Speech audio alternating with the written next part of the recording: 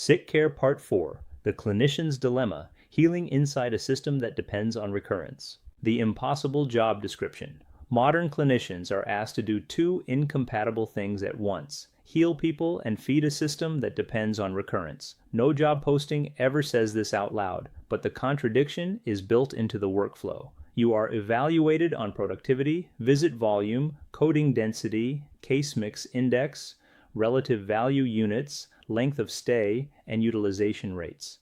None of those metrics directly measure restored agency, reduced fear, identity release, nervous system safety, or durable independence, so clinicians quietly learn what truly counts. When success creates economic friction, a patient who no longer catastrophizes pain, moves without fear, needs fewer visits, stops seeking reassurance, cancels follow-ups, because life has resumed, is a clinical success. But inside many systems, that same success creates a downward pressure on productivity, lower projected utilization, fewer billable episodes, or reduced departmental revenue. Healing becomes economically awkward. The better you do your deepest job, the more you quietly threaten the surface metrics. Burnout is not just exhaustion. Burnout is often framed as too many patients, too much paperwork, too little time, or too much bureaucracy. But what clinicians actually describe is something deeper. They say, "I am doing everything right clinically, but the system keeps pulling me away from what I know heals." That is not simple fatigue. That is moral injury. Moral injury happens when your actions violate your values repeatedly with no clean exit. It is not weakness. It is chronic value dissonance. The throughput trap. Modern healthcare is optimized for speed, volume, standardization, risk avoidance, and documentation completeness. These priorities are not evil. They exist to manage scale. But healing is not a scalable commodity. Healing requires time, presence, trust, tolerance of uncertainty, relationship, and narrative repair. Throughput measures movement through a system. Healing measures transformation within a person. Only one of those is easy to count. The language clinicians are forced to use. To survive inside the system, clinicians learn to speak its dialect. Chronic, degenerative, non-compliant, failed conservative care, poor prognosis, maximum medical improvement.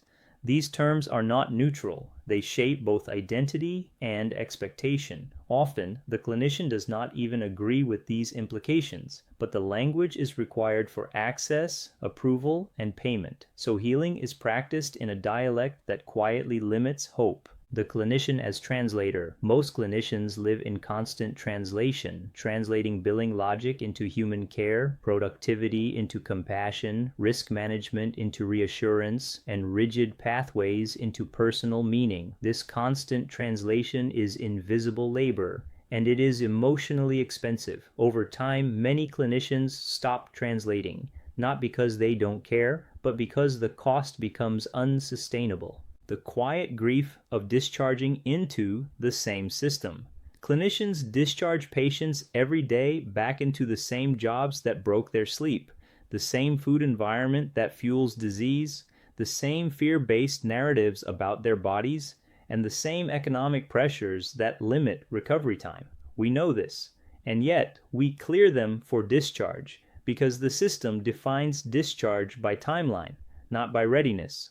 This grief is rarely acknowledged. It accumulates silently. Why many clinicians stop dreaming of cures. Early in a career, clinicians imagine reversing diabetes, resolving chronic pain, restoring full movement, or witnessing long-term transformation. Over time, many quietly lower the psychological ceiling. I'll just manage this. I'll just keep them stable. It's chronic anyway. Not because they stopped believing in biology, but because the system stopped rewarding belief in resolution. Hope becomes emotionally dangerous. The hidden ethical tax. Every time a clinician shortens an explanation to meet time pressure, softens a reframe to avoid conflict, avoids naming upstream contributors, uses deterministic language to move a visit along, or documents limitation rather than potential, they pay a small ethical tax. One moment alone is nothing. 10,000 moments later, the weight is enormous. That is how moral injury compounds. Why agency is so disruptive for clinicians too.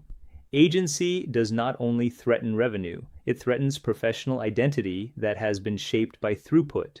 When patients become more self-directed, they need fewer visits, ask deeper questions, resist passive models, and no longer accept fear-based explanations easily. This transforms the clinician role from fixer to guide.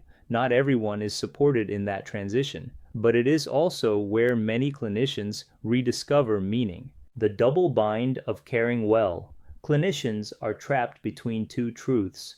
Restoration of agency is profoundly healing and reduces system dependence. To practice regeneratively inside sick care is to live in permanent tension. You are healing against the slope of the system. That tension does not go away. You learn to carry it. This is why some clinicians leave clinical practice, go part-time, build side practices, move into education, shift into cash-based care, or exit healthcare entirely.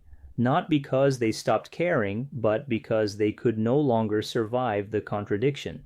The quiet truth. Most clinicians are not burned out by patients. They are burned out by systems that make healing feel like defiance. And yet, every day, many still defy it quietly, through tone, explanation, patience, reframing, and human presence. These acts are small, but they are quietly revolutionary.